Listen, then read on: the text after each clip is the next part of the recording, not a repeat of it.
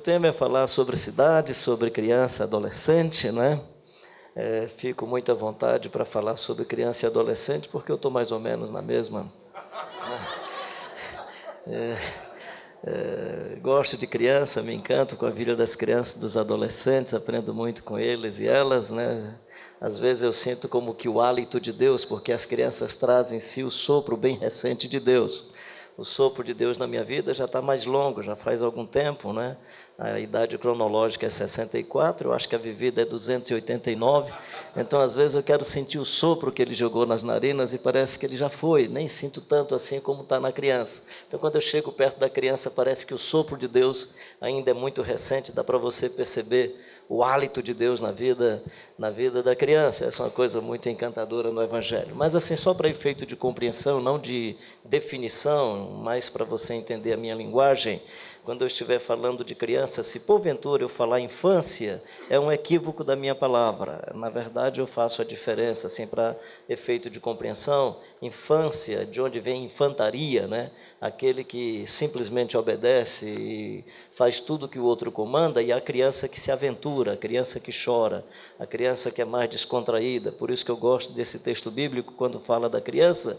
Quando eu era infante, eu agia como infante, pensava como infante, sentia como infante. Quando eu saí da minha categoria de infante e passei para a categoria de criança, ou seja, esse ser humano mais pleno e mais completo, né, que é a infância, que Jesus toma como categoria humana.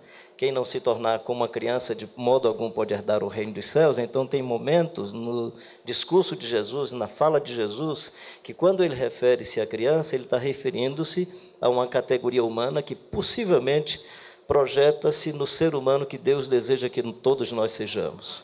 O tipo de humanidade mais plena e mais completa que é perceptível na vida de uma criança. Esse entendimento, para mim, é muito importante para todos nós, né? E aí o sonho de que as crianças tenham praça, espaço, estrada, lugar para lazer, para se divertir, para viver a vida, para aprender, para estar junto com seus familiares e por aí vai.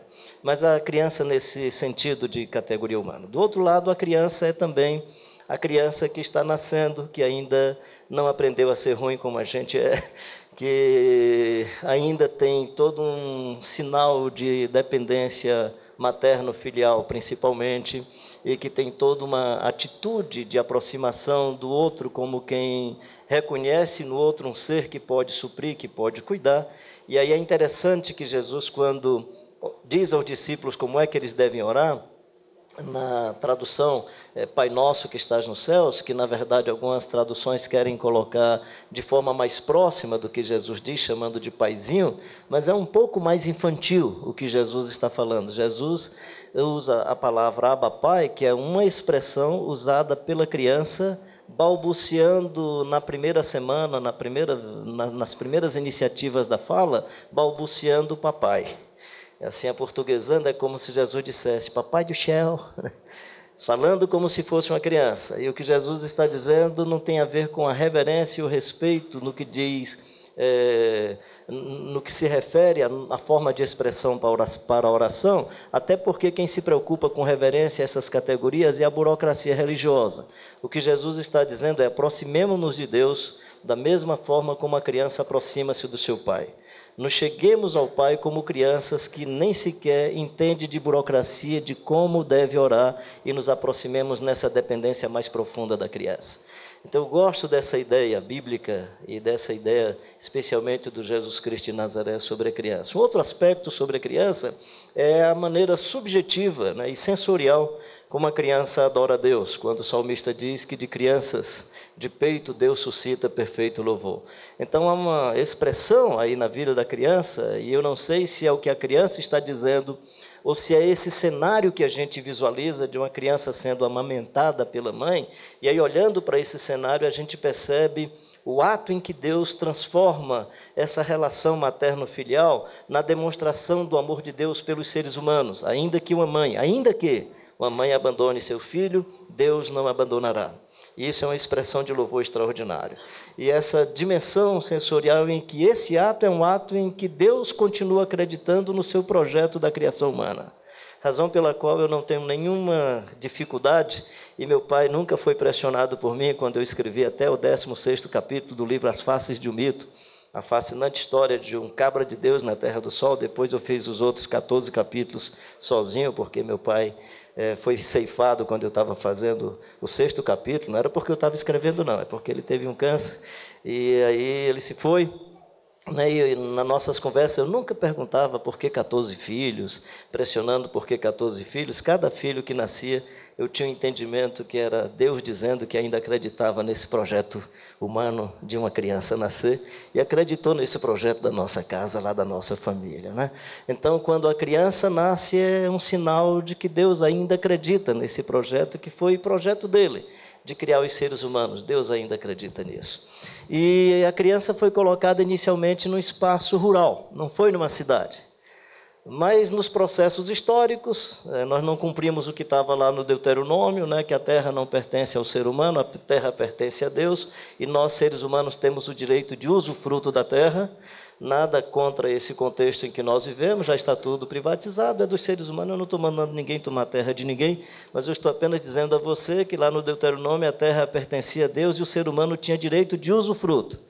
E só podia ter usufruto da terra quem era agricultor e pecuarista. Por isso que o sacerdote, o levita, não podia possuir terra. Eu e você estamos fora, viu, Diamante? Não podia ter terra e não devemos possuir terra. Você não tem, viu, Jéssica? Você não tem chance, porque lá era essa história. Quem vive da terra possui terra. E como é que você possui terra? Qual o tamanho dela? Depende do tamanho da sua família.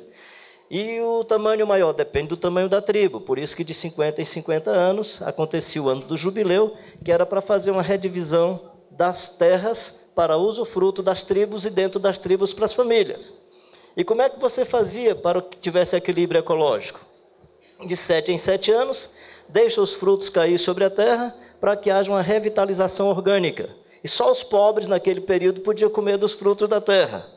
Então você tem toda uma lógica muito interessante, que é como é que a gente vai viver dessa terra, né? Como é que a gente tem a posse da terra, e como é que o trabalhador desfruta da terra. Trabalha 7 anos, não era 30 nem 35. Trabalha 7 anos, e com 7 anos você tem o direito, não era da aposentadoria, mas era de, tendo produzido os seus frutos e os seus bens, você sai e começa o seu próprio negócio. Isso aconteceu muito com os nativos da região, especialmente do semiárido nordestino, quando os colonizadores quiseram trazer para cá o pessoal de etnia africana, e os nativos não queriam ir para os engenhos. Eles conseguiram que os nativos fossem os responsáveis pelas charqueadas, a produção de carne de gado. Mas esse era o critério, né? Esse era o critério. Mas nós não fizemos assim. Então, se você ler o livro de Deuteronômio, seja assim para que entre vocês não haja os pobres, ou não haja pobre. Esse é o primeiro princípio. Antes de dizer que sempre tereis o pobre convosco, que está lá em Deuteronômio, era para que não haja pobre. Como vocês não vão cumprir, vai ter muito pobre. E até o século XVIII, a gente tem esse modelo econômico, que é um modelo agrário, e um modelo onde a economia era baseada na agricultura e na pecuária, e no século XVIII você tem a industrialização, processo de industrialização como fruto do iluminismo e tal, e aí começam os grandes conglomerados das cidades. As cidades já existiam, mas não tinham um processo de favelização. Então nós temos esse processo louco de favelização. Então você pega um estado como São Paulo, por exemplo, com 40 milhões de habitantes, e aí você tem menos de 2 milhões vivendo em zona rural e mais de 38 milhões vivendo em zona urbana. Você tem um processo de favelização nesse conglomerado desorganizado, desestruturado, gerando violência, mortalidade sem precedentes na história da humanidade, com outros aspectos culturais terríveis que já estavam na vida da nossa sociedade. Uma sociedade que a escravatura foi sinal de violência, a colonização foi em forma de violência, e aí fomos aprendendo essa onda de violência, que não é recente, a onda de violência é antiga. Está nos esportes, nas torcidas organizadas, nos espaços de trânsito, na música da igreja. Peguei meus inimigos e os atravessei. Posso pisar numa tropa e saltar a muralha, que é legal para cantar nos presídios, que os caras estão doidos para pisar na tropa e saltar a muralha, né? Em todas as nossas formas e linguagem de violência. Então você tem um contexto de muita violência, caracterizada nessa relação das nossas cidades, e aí em qualquer lugar de violência, seja em ambiente de guerra, seja em qualquer catástrofe natural, geralmente as crianças e as pessoas idosas são as que mais sofrem e são as grandes vítimas da violência. Então nós temos, por exemplo, no caso brasileiro, a cada dia você tem, entre crianças e adolescentes, 30 morrendo a cada dia. Ou seja, nós estamos aqui nessa nossa reunião, ontem, hoje e amanhã, nós teremos 90 crianças e adolescentes sendo assassinados e assassinadas no Brasil. Em 2004, um amigo meu estava dentro de um ônibus, 3 garotos subiram armados. Esse meu amigo é aquele garoto que quis ser jogador de futebol, não conseguiu, começou a trabalhar com adolescentes em Fortaleza, e eu eventualmente ia lá para fazer estudo bíblico com os meninos, ainda tinha um pouco mais de resistência, batia bola com eles um pouquinho, fazia umas embaixadinhas, e ele um dia está dentro do ônibus, entra 3 garotos armados gritando, assalto, assalto. Aí um olhou e disse, sujou, desculpa tio. Oi, cara, o tio Paulinho aqui, não pode ter assalto não, rapaz. Ô tio, desculpa. E os 3 caras desceram e não cometeram assalto. Que Deus levantasse mais Paulinhos dentro dos ônibus que gerasse constrangimento de assalto. A gente combate a violência com amor, a graça de Deus e com a vida do Jesus Cristo de Nazaré. Nunca esqueça, naquele julgamento de Jesus, que o Pilatos se levanta e diz, eu posso soltar Barrabás, Jesus diz, você não tem poder de nada, cara. A gente pensa que o protagonista daquela história é o Pilatos. Não é, querido. O protagonista daquela história é o Jesus de Nazaré. Não há uma briga entre Jesus e Barrabás naquela circunstância. Há um problema entre o segmento que Jesus está presente com ele e o palácio. Nossa briga não é com os personagens do palácio. Os personagens do palácio, todos eles têm defensores. Seja quem for o personagem do palácio, ele tem primeira, segunda, terceira, quarta instância. Os meninos com quem eu estou perto, eles não têm nem chance de primeira instância. Esses são os caras com quem Jesus andava mais perto. E o Pilatos pensa que está julgando. Pilatos não percebe que quem está salvando o Barrabás não é o Pilatos, gente. Não foi o grito da multidão que salvou o Barrabás. Quem salvou o Barrabás foi o Jesus de Nazaré. Jesus de Nazaré poderia ter usado argumentos significativos e relevantes para dizer assim, prende esse cara e me solta, porque eu é que sou. Jesus não. Quando Barrabás saiu dali, não está no texto bíblico, mas o meu pensamento é que dentro de Jesus vem aquela ideia, salvei esse cara. Ele está livre. Não foi Pilatos que salvou Barrabás, foi Jesus, gente. Foi Jesus. Foi Jesus. Foi Jesus que disse para o ladrão, hoje mesmo você vai para a minha casa. Por que eu estou dizendo isso? Estou dizendo isso porque nós aprendemos a cuidar das crianças de 0 a 1 ano de idade. Isso que estava ali naquele vídeo, eu nem sabia que eu disse tão bonito daquele jeito. Vocês fizeram uma arrumação, foi legal, né, cara? Ou seja, até a década de 70, especialmente no semiárido nordestino, a criança vivia no máximo 1 ano de idade. De 1.000 crianças nascidas, morriam 186 crianças, que era considerado, ninguém tinha o indicador do IDH, esse era o único dado econômico e social, e aí esse era o indicador que revelava a gravidade de uma sociedade, de um ambiente, de um segmento social. E eu vivia nesse ambiente. Mas aí, com atendimento às puérperas, atendimento a essas crianças, suplementação alimentar, o menino conseguiu viver até 5 anos. Quando que ele viveu também até 5 anos? Especialmente quando Dona Zilda Arnes arranja o soro caseiro, a multimistura, ainda que com alguns questionamentos e alguns nutricionistas achando que isso não era tão suficiente, mas assim, as crianças até 5 anos conseguiram sobreviver. Depois vem a política pública de suprimento com a merenda escolar, aí os meninos de 7 anos conseguem viver até 12 anos. Daí para lá não tem mais nada, a gente começa a matar os meninos de 12 anos acima. Ou seja, nós conseguimos que os meninos vivessem um pouco mais, até 12 anos. Mas depois de 12 anos nós não sabemos o que fazer com os garotos. Nós não sabemos o que fazer com eles. Imagina o que é você chegar a abraçar um garoto de 13 anos. Periculoso. difícil, complicado. E aí ele disse, pastor Carlinhos, eu não sei da minha história na barriga da minha mãe, porque eu não vi, mas minha mãe disse que eu comecei a apanhar quando eu estava na barriga da minha mãe. Mas eu lembro, eu garoto levando chute, porrada de tudo que é jeito, estou usando a linguagem dele, eu sou muito cuidadoso com a minha linguagem, aprendi com meu pai isso.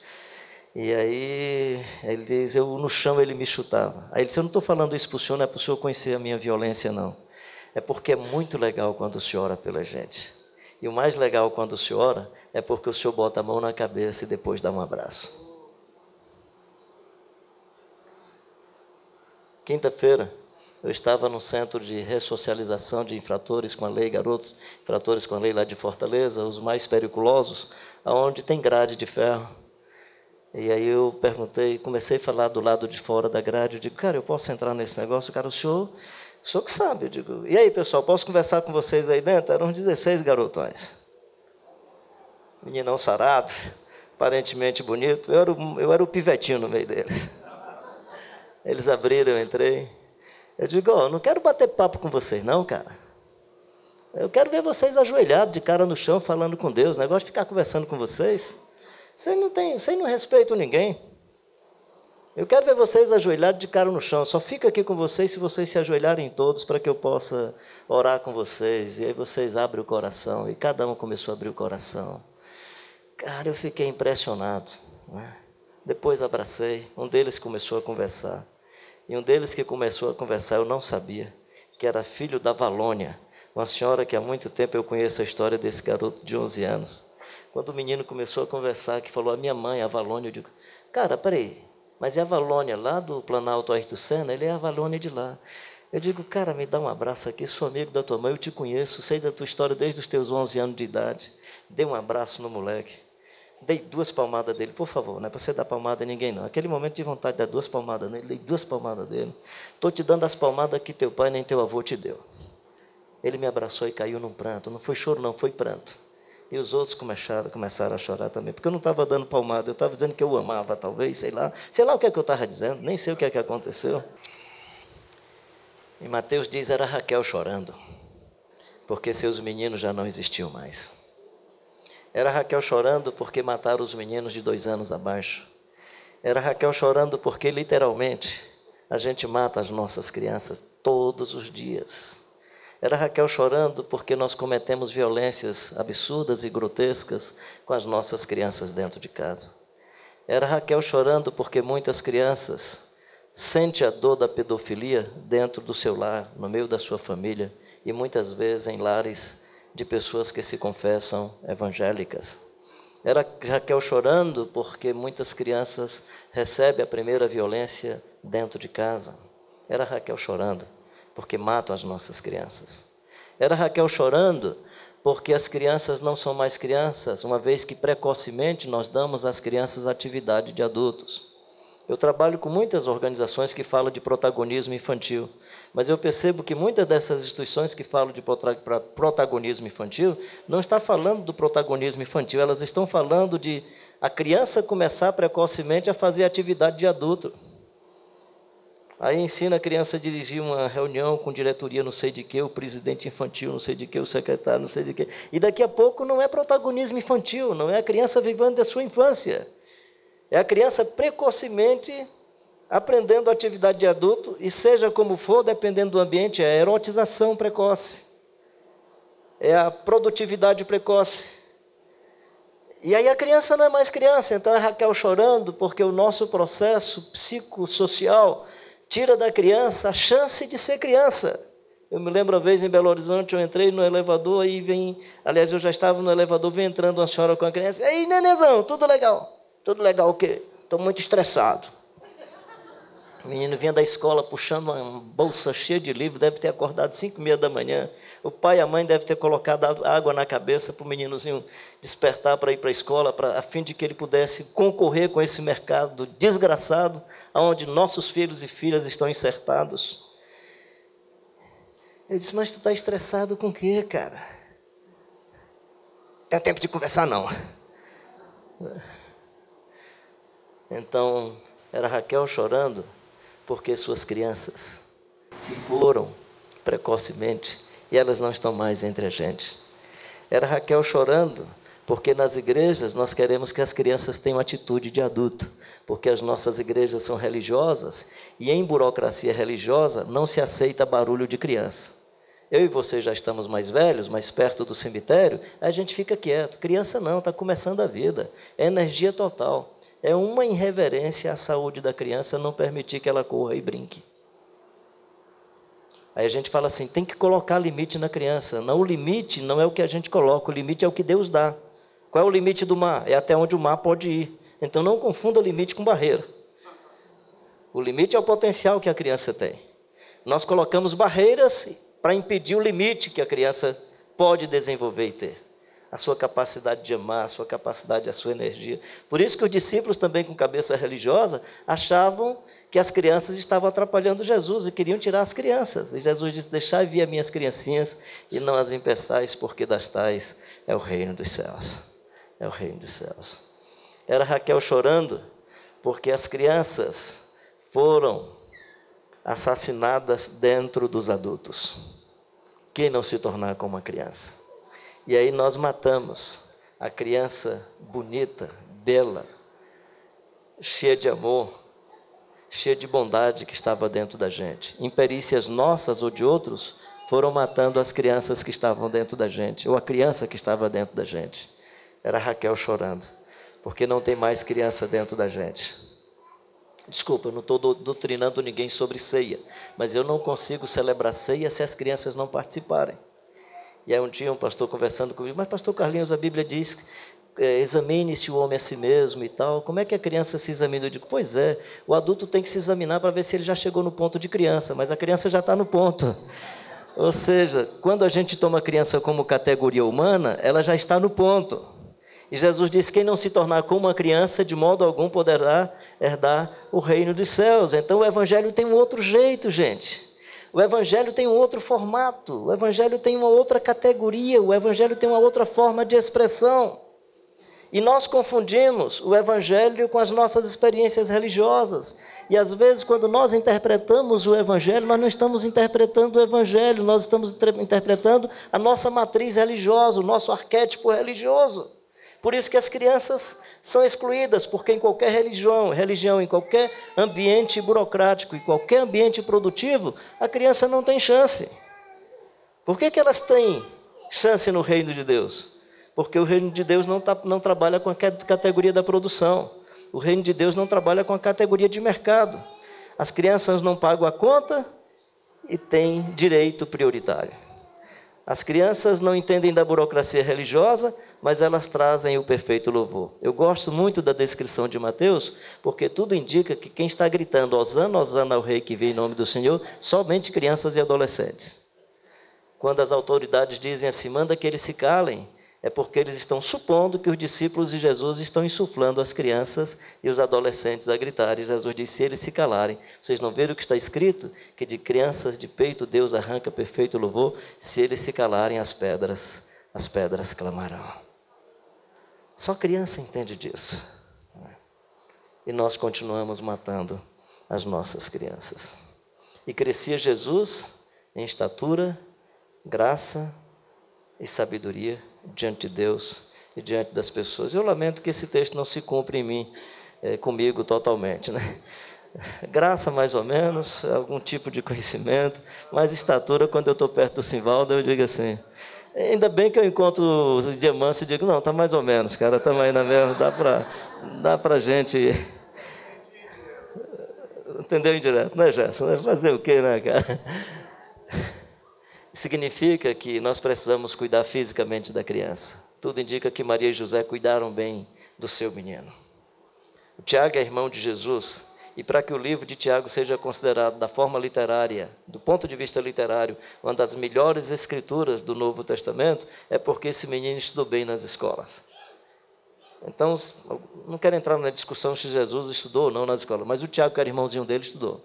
Se Jesus ficava em casa, menino, eu sei mais do que você não, é outra questão. Mas assim, só para dizer para você que eles cuidavam do conhecimento. Criança precisa aprender, gente, ter acesso ao conhecimento. Eu louvo a Deus que eu fui de uma igreja que cuidou tanto de criança que eu posso usar uma Bíblia desse tamanho. E estou muito em casa aqui com vocês. Significa o quê? Significa que eu não preciso ler. E o senhor enxerga? Enxergo que tem uma Bíblia, mas a letra não. Mas eu sou de uma igreja que investiu tanto que quando eu tinha 11 anos de idade, eu tinha no mínimo 310 porções bíblicas na memória. De tal maneira que escrever o Sermão da Montanha, já como adulto e fazia análise, não era uma coisa daquele momento, era história de infância com o Sermão da Montanha todo na memória. Salmo 23, livro de Efésios e por aí vai. E o que é mais legal dessa história é que hoje eu não consigo memorizar mais nada. É tudo memória antiga. Claro que não é tão antiga assim. Mas...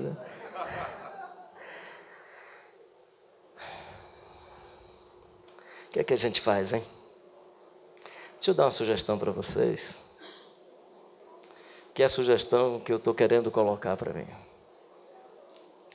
Nós estamos perdendo, meus queridos. Deixa eu aproveitar esse momento brasileiro. A nossa disputa não é uma disputa política. Nós estamos diante de uma disputa onde a igreja, desculpa essa expressão, pela primeira vez eu vou usar publicamente, onde a igreja, por causa do processo, está expondo e deixando o bumbum de fora.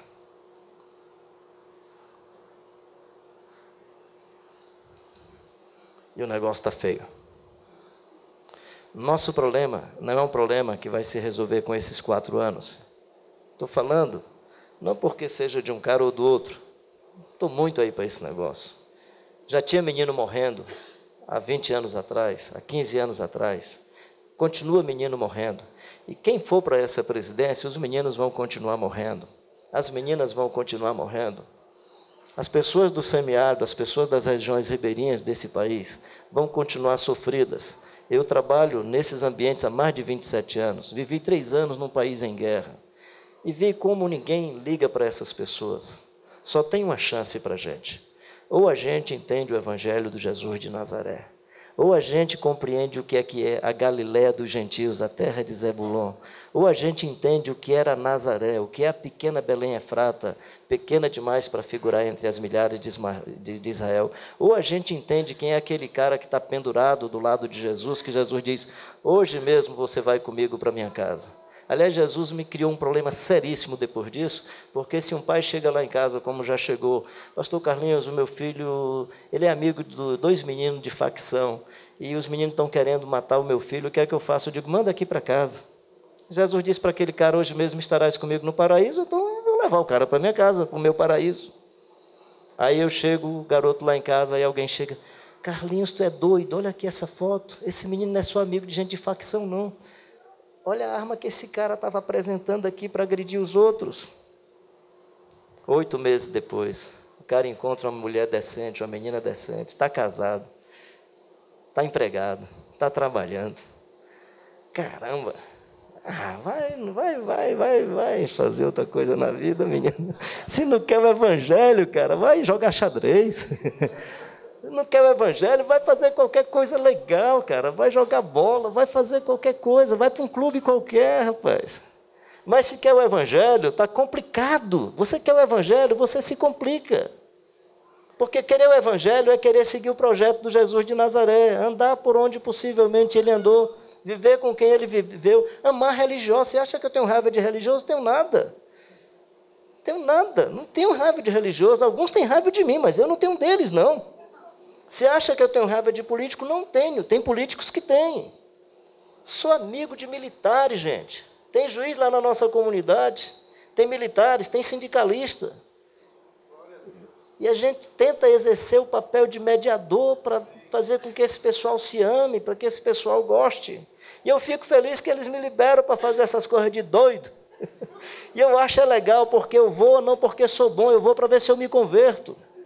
Eu vou porque quando eu entro nesses ambientes, que eu vejo um garotão chorando, eu percebo que eu não fiz nada. Foi o Espírito Santo que visitou tanto o menino quanto eu.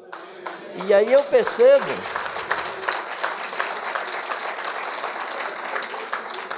E aí eu percebo que o cara que mais se converteu fui eu, que cheguei lá todo arrogante, pensando que estava com Deus, e o menino era que era mais sensível, que eu chorei porque ele chorou, mas ele chorou primeiro do que eu. Ele percebeu a invasão do Espírito Santo antes. Eu falei de amor, ele percebeu primeiro do que eu, porque eu nem tinha percebido. Evangelho é legal demais. Evangelho é muito doido, mas é legal, cara. Não é não? Paulo foi que disse isso antes da gente. É loucura para os que perecem. É loucura para quem perece. Evangelho, mas evangelho é legal. Evangelho é legal. Evangelho me atrapalha. Evangelho me atrapalha. Por parte de mãe, eu sou de uma família que os caras tudo gostariam de ser poligâmico. Alguns até tiveram esse tipo de prática. Evangelho me atrapalha. Tem que ser só Adinha. 2 anos de namoro, 2 anos de noivado, 40 de casamento, que legal. Eu acho que ela já teve vontade de me matar muitas vezes, aí fica viúva, aí casa comigo de novo, eu acho legal, né? Bacana. Evangelho é legal. Evangelho é legal. Eu sou de vertente pentecostal, eu sei orar por água. Eu sei orar por sabonete. Eu sei orar por lenço abençoado. Eu não tenho coragem. Não tenho coragem. E eu venderia fácil, e quem sabe eu faria disso muito dinheiro para dizer que ia resolver o problema das crianças. Não tenho coragem. Minha palavra para você: ame a sua cidade. Ame a Praça da República. Ame o viaduto do Pedroso. Você não sabe como eu gosto da Praça da República. Já fiquei 5 dias aqui nas ruas de São Paulo, andando nas praças, dormindo na Praça da República. É ruim dormir na Praça da República. E até passei a admirar mais a igreja, porque eu fiquei na Praça da República, eu ficava sentado no banco, e eu levo o meu celularzinho para minha mulher me acompanhar, porque eu posso ir embora de vez. Eu sou muito fascinado por rua, por praça, isso que você estava falando, está lá no Apocalipse. Não vi nela templo nenhum, e eu vi uma praça. Porque o templo, cara, é do sacerdote, a praça é nossa, né? Não estou recebendo cachê nenhum para fazer.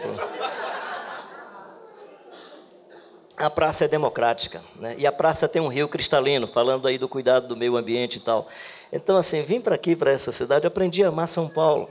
Descobri que São Paulo, isso foi em 2009, né? Fiz um levantamento sobre São Paulo. Das pessoas que vivem em condição de rua, você tem o dependente, o adicto, o dependente químico, como queira denominar, mas você tem um segmento e grande de homens e mulheres que trabalham e que não conseguem pagar a passagem integrada metrô e ônibus. E aí fica toda semana ali descarregando o caminhão e vai no final da semana para casa. Só que nessa história de ficar na praça, encontra uma amigona, começa a bater papo, daqui a pouco abandona também a família. Uma vez encontrando com uma senhora e conversando com ela de 36 anos, aí ela disse assim, eu disse, você faz... Não, estou há 3 meses aqui. Mas por que você está há 3 meses aqui nessa situação? Porque meu marido é tão violento que eu prefiro a praça do que minha casa. Aí eu disse assim, e você não tem medo de depois se tornar uma pessoa com algum tipo de vício? Ela disse, eu tenho medo de me viciar pelas ruas. Ela falando e eu pensando, ela não sabe que eu sou um viciado pelas ruas. Fascinado pelas ruas, né? Então ama a sua cidade. São Paulo não é essa loucura que você pensa que é. Sabe o que é que acontece aqui em São Paulo? Que todos eles me disseram que São Paulo é o melhor lugar de sobrevivência. Ele compra uma caixa de caneta de manhã, às 11 horas ele já tem o almoço e a janta. Ele disse que o paulista passa rápido, mas deixa gorjeta. Passa correndo, mas... E ele disse outra coisa, todo mundo aqui trabalha, todo mundo está passando rápido, então a gente pode dormir tranquilo. Então você tem muita gente nessa cidade que precisa ser amada. Agora eles disseram outra coisa, que quando eles têm muita dificuldade, aí eles vão para os bairros mais pobres. E ele diz que lá as pessoas são mais solidárias.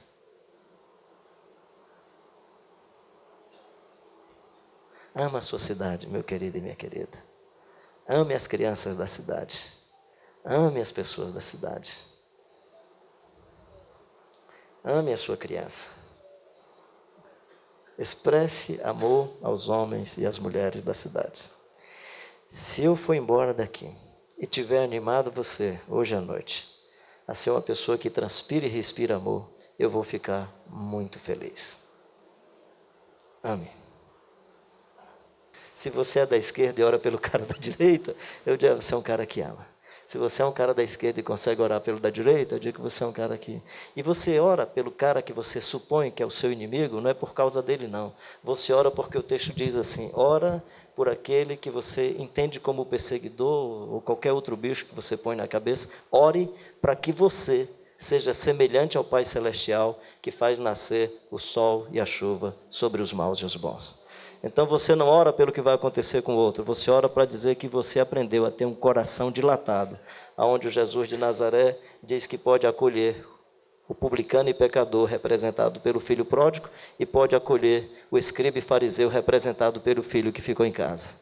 O Jesus de Nazaré que olha para o Pilatos e com muita misericórdia diz para ele, camarada, nenhum poder foi dado a você se não viesse de Deus. E aí ele pergunta assim, você é rei dos judeus? Aí ele diz, você está dizendo, mas eu não nasci para isso. Aí o texto logo em seguida ele diz, para isso nasci, para isso vivi, para ser um propagador da verdade. E nada mais, e nada mais. Se é casado, ama a sua esposa, ama o seu marido, ama os seus filhos e filhas. Que Deus abençoe esse relógio. Eu quero amá-lo intensamente. Amá-lo intensamente.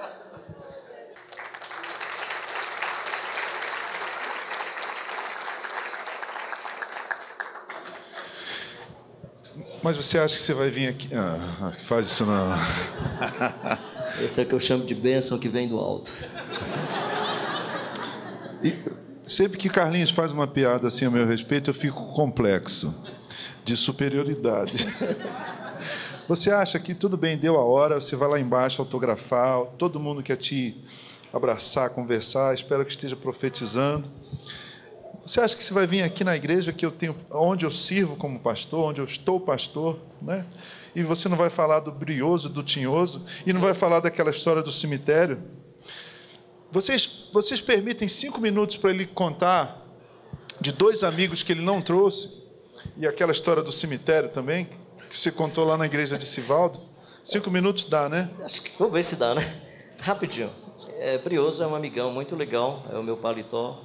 Completou agora 32 anos, né? Ele é muito legal. E o outro é o Azulão. O Azulão tem 36 anos, ele é mais novinho, mas é mais estragado, a vida castigou muito mais. Ele serve como travesseiro, cobertor nessas minhas andanças malucas, nas minhas peregrinações, aí não sei quantos quilômetros, ele sempre vai comigo. São 2 personagens bacanas. Só para você entender um pouco do Brioso, uma historinha, eu acho que dá para você entender o Brioso sem precisar eu falar muito sobre ele. O Brioso, eu fui uma vez para um congresso, o pessoal me pegou no aeroporto, me levou, e aí já estava na hora que eu ia falar, não dava tempo nem eu passar para fazer a inscrição, e é claro, é natural que todo congresso tem que ter crachá, porque aí você não vai tomar cadeira, você não pagou, não vai tomar a cadeira de quem pagou. Então é necessário. Aí eu fui entrando, a mocinha disse assim, o senhor já tem crachá? Aí eu disse, não, querida, teu não. Então o senhor não pode entrar. Eu digo, tá bem. Aí fiquei sentado ali na cadeira. Daqui a pouco o pastor chegou, pastor Carlinhos, rapaz, estamos esperando você, já cantamos uns 2. Eu digo, cara, eu estou aqui há uns 25 minutos. Aí ela, o senhor é o pastor Carlinhos? Eu digo, sou, querida. Por que o senhor não me disse? Você não me perguntou? Cheguei em casa, eu falei com o Brioso. Brioso, cara, eu fui acolá para um congresso, fui barrado na porta, contei para ele, disse, claro que você foi barrado, você não me levou? Se você tivesse me levado, teriam perguntado o seu nome. Eu digo, o meu não, tinham perguntado o seu. Então o Brioso é esse cara, ele acha que quando ele chega, ele chegou.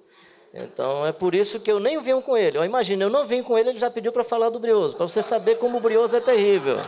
O Brioso é horrível, cara. Eu já não ando com ele. Sem ele... Imagina, se eu venho com o Brioso, o Carlinhos não existe. Não existe. Pode até existir para a minha interioridade, mas para o imaginário das pessoas, ele não existe. Porque o Brioso é quem chega. Uma vez eu estava conversando com pastores, aí o Ricardo Barbosa, aquele jeito assim, eu chamo de monge protestante. Aí eu cheguei e o Ricardo, Carlinhos, e quando você morrer, cara, você quer estar vestido com Brioso ou azulão? Cara, eu ainda não pensei nisso não, macho. Me dá aí um tempinho para eu pensar. Aí imediatamente eu digo, quero estar vestido com Brioso. Ele, por quê? Você acha que ele é mais bonito, você vai ficar um defunto bonito? Ou porque você gosta dele? Não, cara, é porque eu quero matar um dia esse desgraçado comigo. E aí Jesus diz, né, se o grão de trigo caindo na terra não morrer, fica ele só, mas se morrer, ou seja, o brioso, na verdade, é esse personagem que eu morrendo tenho coragem de sepultá-lo comigo, mas em vida ainda não tive coragem de sepultar essa casca, essa imagem e essa fantasia, que é a fantasia que às vezes esconde a sua singularidade. E se você deseja que a revelação de Deus se manifeste em alguém, ela tem que ser manifestada a partir da sua singularidade. Por isso que eu tenho dificuldade de título, né? Doutor fulano, pastor fulano. Por que não chama o outro de motorista José, costureira Raimunda, coveiro Dagoberto? Por que só doutor e pastor? E aí, como o pastor ficou muito vulgar, aí o cara tem que colocar outros títulos, porque a gente quer título, porque você não reconhece que a beleza da sua singularidade seja imagem e semelhança de Deus. Era para parar, né? Deixa eu contar. Então, já que ele deu essa chance, né? Fala do cemitério, aquela lá. Eu vou falar de cemitério, tem um outro cara que você não conhece. Ah, então me conta aí. Bem ligeirinho, esse é ligeiro. Então vai. Eu fui celebrar um casamento, chego em casa, quando eu coloquei o brioso tinha encolhido. Cara, você encolheu. Que nada. E começou aquela confusão, encolheu, engordou e tal, né? Então, para você ter uma ideia, o brioso é quem... Eu não compro outro paletó, eu é que me ajeito, né? E aí eu liguei para o meu filho. Cara, não vai dar para eu celebrar o casamento do Luquinhas com o brioso, cara. O brioso tem um paletó aí, é meu filhão. Passa aqui, pai. Passei na casa do meu filho, peguei um paletó legal. Quando eu vesti o paletó lindo, me olhei no espelho, eu notei que o paletó estava todo sem jeito de andar comigo, mas resolveu, Fui para o casamento, né? Não deu tempo de voltar pela casa do meu filho. Quando eu chego em casa, que o brioso viu. Quem é esse intruso? Não acredito que você vai trocar uma amizade, na época ele estava com 32 anos. Não acredito que você vai trocar uma amizade de 32 anos. Eu digo, não, foi só um papo de mesa, não foi nada demais, querendo me explicar e justificar. Cara, foi horrível. Peguei o coitado do intruso, coloquei com o brioso e o azulão, eles se fecharam na panelinha, linguagem muito própria, estou na bênção, está amarrado, eu decreto, determino. O coitado do azulão não entendia nada. Era outro mundo, né? Fecha os olhos, abre os olhos, quando é que abre, quando é que fica em pé, quando é que senta, né?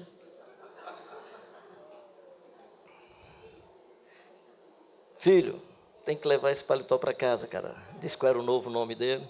Manda ele fazer uma terapia, que ele foi num ambiente secular, cara, o bicho ficou doidinho. Está complicado, né?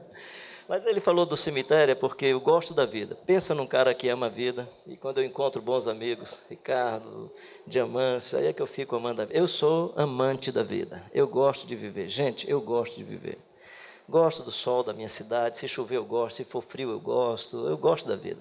E gosto tanto da vida que o meu projeto final de vida, já pedi isso a Deus, espero que Ele me atenda, se for possível, é que eu desejo ir para o cemitério a pé.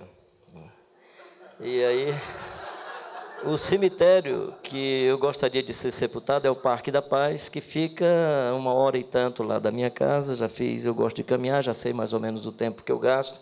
Gostaria que Deus me avisasse a hora que eu vou morrer, que eu quero ir andando, desfrutando do sol, dos... Taurônio, você tem que ir lá. Diamâncio, você vai cantando, cara, essas músicas que você cantou.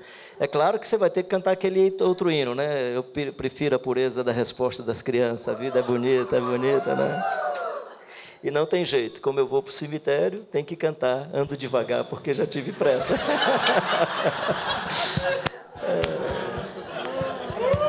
Carlinhos Queiroz.